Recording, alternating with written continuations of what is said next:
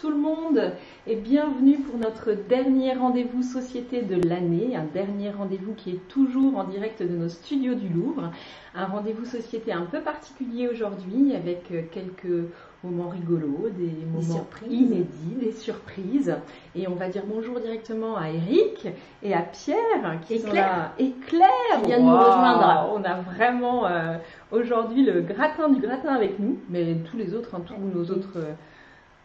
Ils sont 7 maintenant à nous regarder. Oh, génial. Il y en a qui se cachent là, montrez-vous là. Stéphanie, coucou Stéphanie. Donc notre rendez-vous société aujourd'hui, comme je vous le disais, c'est le dernier de l'année. Ça va être pour nous l'occasion de revenir sur certains moments qui se sont passés, sur certaines vidéos que vous verrez, avec des surprises, des moments inédits. Mais je passe tout de suite la parole à Karine pour le récapitulatif des articles en ligne. Tu aurais pu le lancer là, c'était pas mal. Oui, c'est vrai. C'était pas mal. Donc voilà, donc le récapitulatif en images de nos derniers articles en ligne. Alors vous pouvez trouver aussi les récapitulatifs, non pas en images mais écrits, parce qu'il n'y en a pas beaucoup qui regardent, je trouve, les derniers articles en ligne là, le récapitulatif écrit, donc vous l'avez, vous pouvez vous en emparer, vous avez directement les liens comme ça sur le site UNSA Éducation.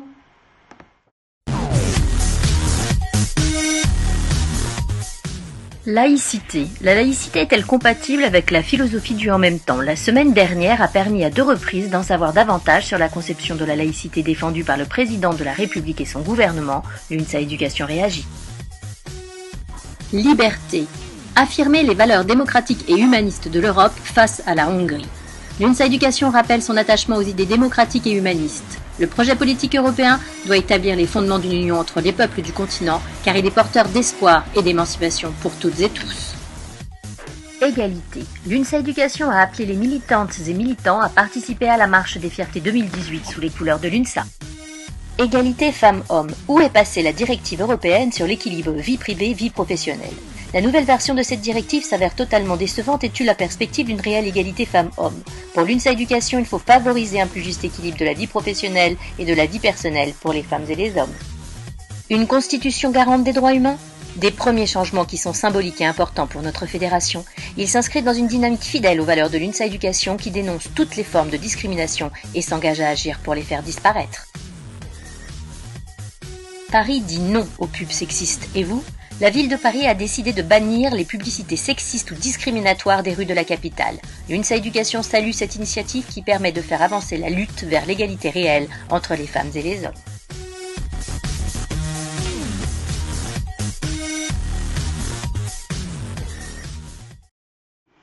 Bon, et on revient un petit peu en arrière. On a eu 13 rendez-vous société cette année. 13, c'est quand même pas mal depuis le mois de septembre. 13 rendez-vous avec plein de sujets, plein d'interviews hyper intéressantes. Je vous donne en vrac, je vous donnerai pas tous les thèmes, mais il y a eu un rendez-vous sur la scolarisation des élèves allophones, le harcèlement scolaire, les inégalités femmes-hommes, la laïcité, l'école et ses inégalités, les inégalités et les stéréotypes dans le sport aussi, comment lutter contre. On a fait un rendez-vous spécial le 8 mars sur le travail et les femmes. On a travaillé aussi sur la semaine d'éducation et d'action contre le racisme et l'antisémitisme, l'engagement international et le développement durable, les fake news et les inégalités territoriales et le décrochage scolaire. Et évidemment, tous ces thèmes, en fait, étaient regroupés dans un grand chapeau qui était agir contre les discriminations.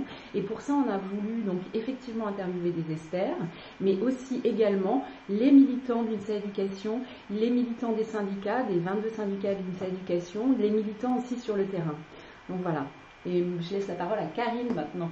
Eh bien, c'est pas mal, ça fait une bonne transition. Mais alors, je vois du coup qu'on nous réclame des pubs sexy. Alors, donc, nous a rejoint Luc.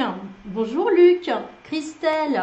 Ouais. C'est chouette, on a du monde. On a de l'audimat. On est ravis de vous soyez là. Merci à vous de nous suivre et d'être toujours aussi nombreux. Alors, quels ont été vos sujets favoris? Quelles interviews avez-vous les plus regardées sur YouTube ou Twitter? Bon, ça on le verra tout à l'heure, parce qu'en attendant, on va vous passer une petite vidéo. Le rendez-vous société, en un mot, en une phrase, pour vous c'est quoi le rendez-vous société?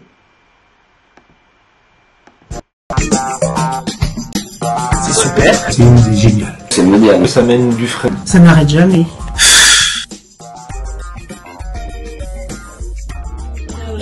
C'est un format qui est génial. Relativement limité dans le temps. 10 minutes, c'est très bien. Qui nous sort un peu la tête du guidon. Une ouverture sur le monde.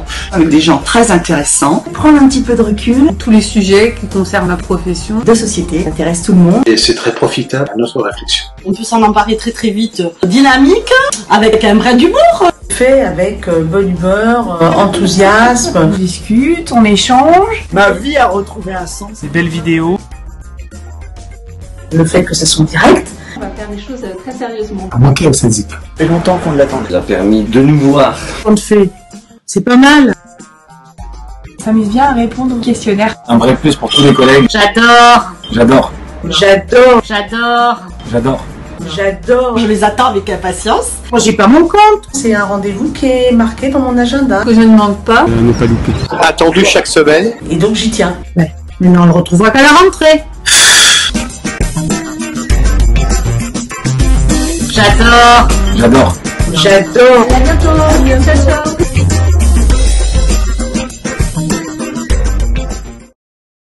Bon, alors comme vous adorez, on vous en donne encore. Et Martine va vous poser une petite question aussi. Alors, cette année, quelle est l'interview la plus regardée sur notre chaîne YouTube UNSA Éducation? Sur la chaîne YouTube. Hein. Sur la chaîne YouTube. C'est bien ça. Et elles sont tous les interviews sont sur cette chaîne. Exactement. Alors qui a une idée? Allez pas voir tout de suite sur le site, sur la chaîne YouTube pour voir le nombre de vues. Alors, on a des réponses? Pas encore de réponses. Donner des indices. On donne Alors, des indices, un petit indice. Le thème était l'école et ses inégalités. Ça a été diffusé le 22 décembre 2017. L'école et ses inégalités, c'est un expert. Non. Qu'est-ce qu'on gagne, demande Luc. Bon, on gagne le droit de venir être interviewé par le secteur société de l'UNSA Éducation pour que tu nous racontes, Luc, l'histoire du syndicat. Alors, à être connu peut-être, oui, Luc. Claire a trouvé. Jean-Paul Delahaye. Bravo Jean-Paul Claire, bravo, exactement, Claire, oui. exactement. C'est Jean-Paul Delahaye qui a été le plus regardé sur notre chaîne YouTube. Donc on vous la repasse juste pour le plaisir.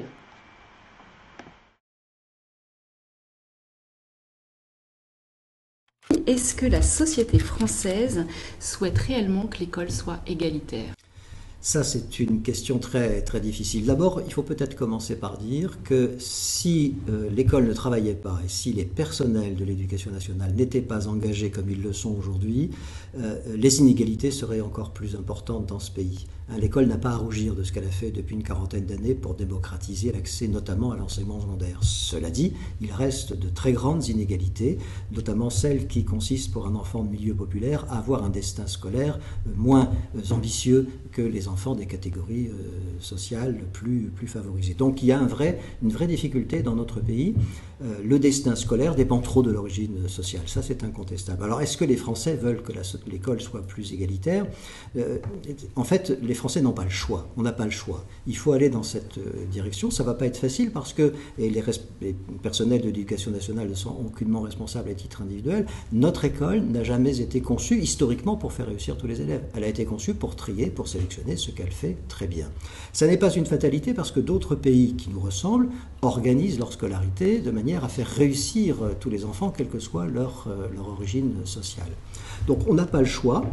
Ça ne va pas être facile parce que c'est toute l'organisation du système éducatif qu'il faut revoir pour que ce soit un système éducatif conçu pour tous les enfants et pas seulement pour le tri et la sélection de quelques-uns. On ne part pas de rien. Des écoles, des collèges, des lycées sont d'ores et déjà au travail et montrent qu'on peut faire réussir davantage les élèves de milieux populaires. La recherche pédagogique nous montre également la voie.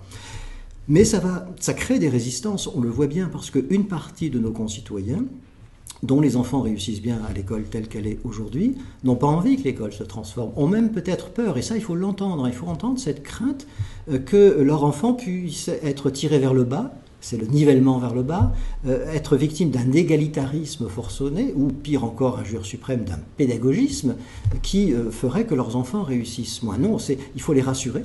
Personne n'a à perdre dans la réussite, dans l'élargissement social de la réussite scolaire. Il faut donc rassurer. Et quand je dis qu'on n'a pas le choix, comment imaginer un instant qu'un pays comme le nôtre puisse, sans mettre en danger son pacte républicain, laisser une partie de la jeunesse s'enfoncer dans l'échec scolaire et ensuite donc dans l'exclusion sociale, sans que, à un moment ou un autre, celles et ceux qui dans ce pays estimeraient qu'ils n'ont pas eu les mêmes droits que les autres pourraient continuer à estimer qu'ils ont les mêmes devoirs que les autres. Et donc c'est notre pacte républicain qui est en danger. Donc on n'a pas le choix, il faut aller vers une école plus égalitaire. Merci beaucoup. Bon, c'est toujours un plaisir d'écouter Jean-Paul Delahaye. Maintenant, deuxième question. Et avant de poser la deuxième question, je voudrais quand même dire bienvenue et bonjour à ceux qui nous ont rejoints. Il y a Christian, Michael, Martine, et puis c'est tout, je crois. Est-ce qu'il y en a d'autres? C'est bien. Bravo, bienvenue. On est ravis que vous soyez là. Donc, deuxième petite question. Quelle est la vidéo qui a été le plus regardée sur Twitter cette fois-ci? Et oui, puisqu'on passe nos vidéos sur YouTube, mais aussi on les passe aussi sur Twitter et sur Facebook. Donc celle la plus regardée sur Twitter cette année. Un petit indice, elle est passée le 12 avril. C'est quelqu'un qu'on connaît bien dans la maison. Qu'est-ce que je pourrais vous dire d'autre? Le thème était l'engagement international. Donc normalement là vous devrez avoir un peu deviné. Ça traitait aussi de développement durable. Peut-être que là, je brouille les pistes. Comment dire? Il nous parlait d'un comité européen de l'éducation. Comité européen de l'éducation. Quelqu'un nous dit CC. Oui, ce sont ses initiales. Ce sont ses initiales. Mais... Alors, CC, qui trouve le nom entier? Charlie Chaplin? Non, pas Charlie Chaplin. On aurait adoré Charlie Chaplin. On nous dit le patron. Le patron. Je connais pas. Oui, c'est ça, il s'agit bien de Christian Chevalier. Christelle, bravo, exactement. C'était donc l'interview la plus regardée quand on l'a diffusée sur Twitter, c'est celle de Christian Chevalier. Donc ben voilà, on la repasse, donc vous l'avez aimée, et ben on la repasse. Un petit moment de flottement, pas très long. Bonjour Christian Chevalier. Bonjour. Est-ce que tu peux nous dire si le syndicalisme européen, c'est bien utile? Oui, c'est utile, même si très clairement, les questions d'éducation ne relèvent pas directement de la Commission européenne. Le traité de Rome n'intègre pas les questions éducatives et il n'y a pas de directive européenne sur l'éducation, il n'y a que des recommandations aux États. Donc les États en font ce qu'ils veulent. Ceci étant, on voit que de plus en plus, la Commission européenne s'intéresse aux questions d'éducation parce qu'il y a un véritable enjeu derrière, qui est un enjeu de société. Alors, l'entrée est souvent l'entrée de l'emploi, de l'employabilité, et c'est bien là que nous, organisations syndicales, avons des choses à faire valoir, parce que l'éducation, ça n'est pas uniquement l'employabilité, c'est aussi la citoyenneté, et c'est le message européen que nous faisons passer à la Commission européenne. Et dans le champ social, il y a un acteur qui est un acteur incontournable, au niveau national comme au niveau européen, ce sont les organisations syndicales, parce qu'elles représentent des forces vives. Alors, en l'occurrence, dans l'éducation nationale, tous les syndicats européens d'éducation nationale se retrouvent au sein du comité syndical européen de l'éducation, qui nous rassemble et qui essaie d'agir pour une école de qualité, comme il la nomme, au sein de l'Europe. Et la question du développement durable, est-ce qu'elle est importante? Alors, la question du développement durable, on voit qu'elle a pris de plus en plus d'importance, qu'aujourd'hui, dans les débats qui sont les débats que nous avons au sein du comité syndical européen de l'éducation sur cette question-là, est une question importante. Évoquée, travaillée au sein du comité syndical européen de l'éducation, très clairement, aujourd'hui, d'abord parce que le développement durable fait partie d'un des piliers de la COP23, et parce que l'éducation, c'est un bien commun. C'est comme l'eau, c'est comme l'air, on le sait pertinemment, c'est un bien public auquel chacun doit pouvoir accéder parce que c'est un formidable outil d'évolution personnelle, d'intégration sociale, d'intégration professionnelle. Merci Christian.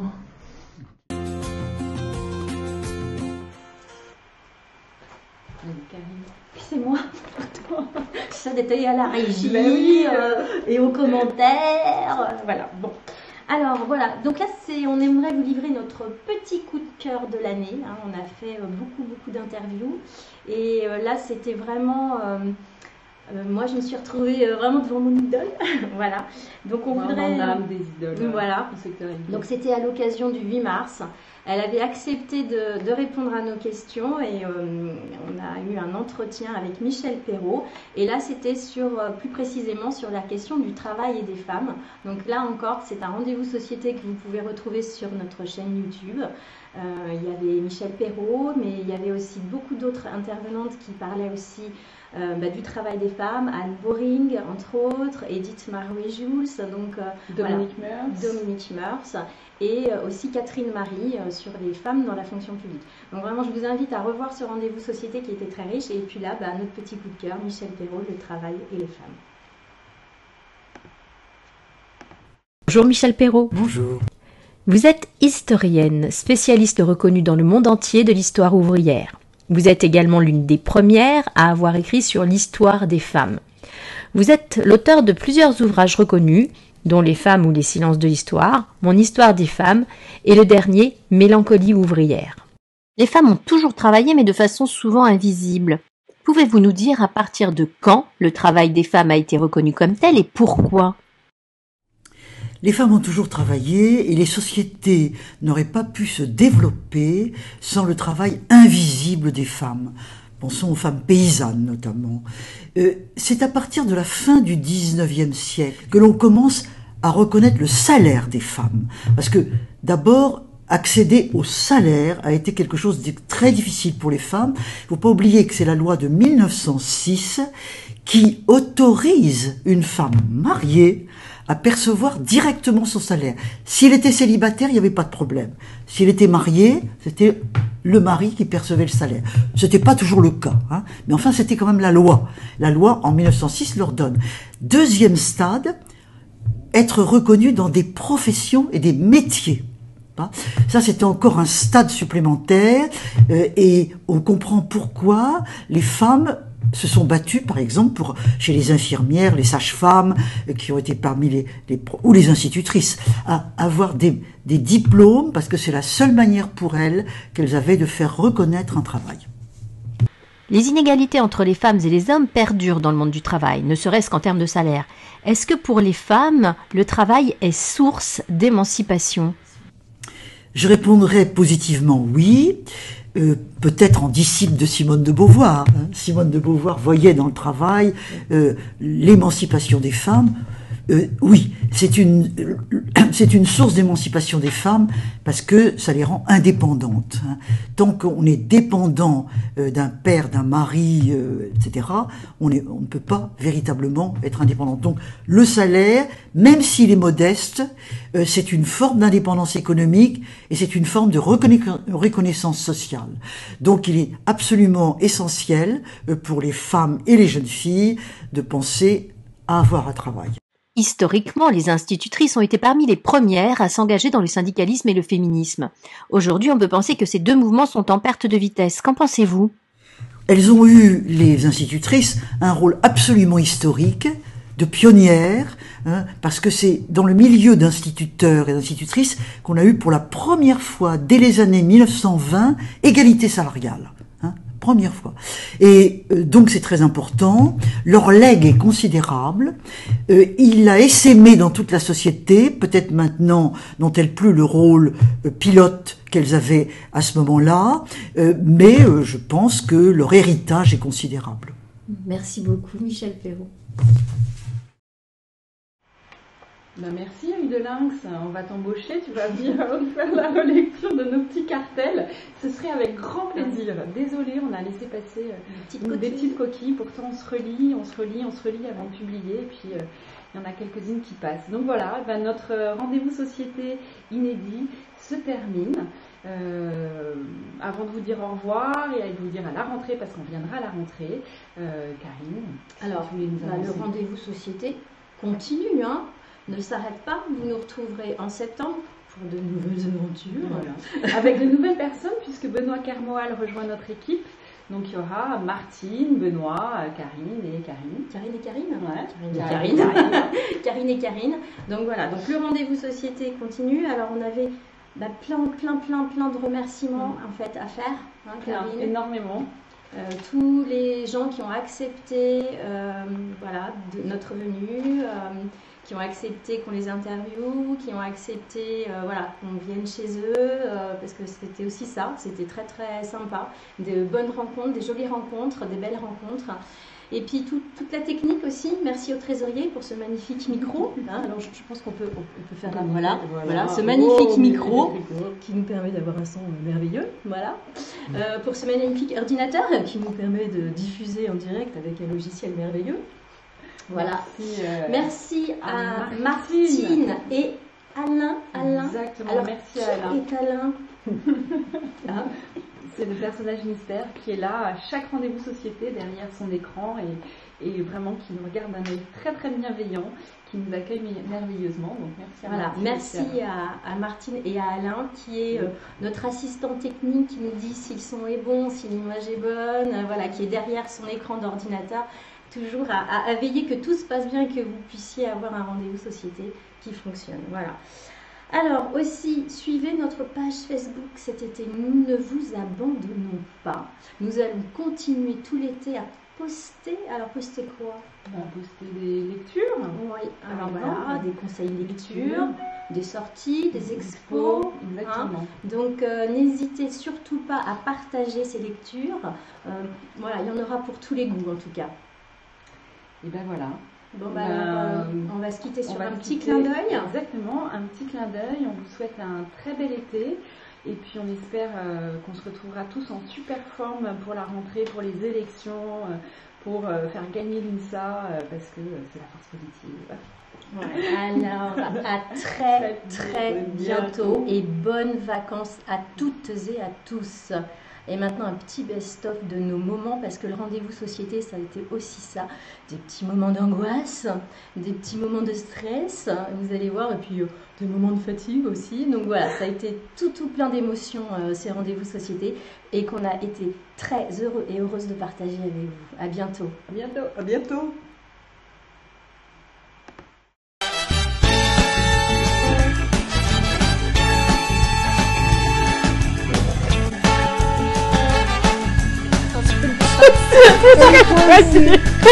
Alors comment voilà. Bonjour et merci à... Non mais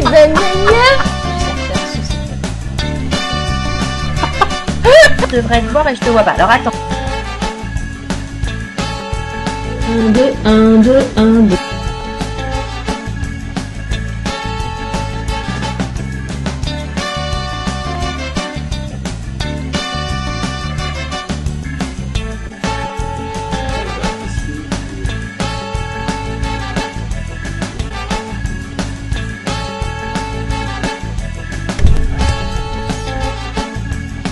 Un rôle qui est absolument fondamental à jouer. Alors, bienvenue pour les rendez-vous société de Saïduc. Il y a de l'écho. Il y a de l'écho. Oui. Bravo nous trois, on est trop forts. On les trouvera un jour, les bonnes idées du secteur société. Alain, alors comment t'as trouvé?